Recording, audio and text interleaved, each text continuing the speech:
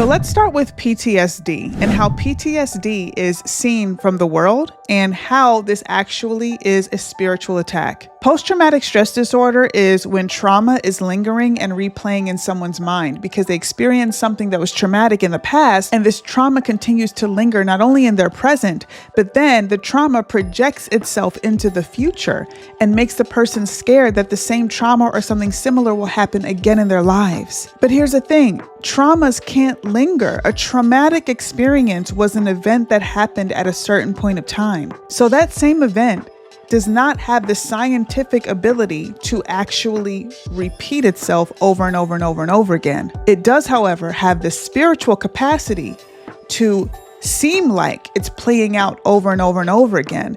And if we really understand how God works through His Word, He is not going to send any type of force, any type of spirit or angel or anything to make anybody replay a traumatic, heartbreaking experience.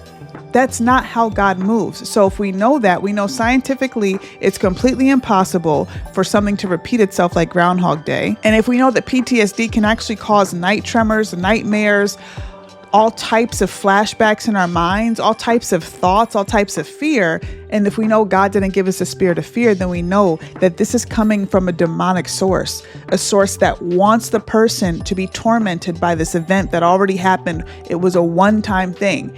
Maybe the event happened and it took 5 minutes. Maybe it took an hour, or maybe it was a continual series of traumatic events that happened over years.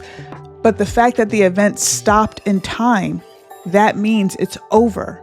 It's the memory that lingers, and it's the tormenting memories that linger that makes the person experience PTSD. Satan is a tormentor. God does not torment souls. This is not what he does. He doesn't send anything to torment our minds. This is the work of the enemy. And we're told in 2 Timothy 1:7 that God did not give us a spirit of fear, but of power, of love, and a sound mind, and self-control in other translations. So this tells you that God did not give us a spirit of fear, and God gave us the power to overcome the fear. He also gave us love, which means that we can love ourselves through the process of trauma, but we can also love the people that harmed us.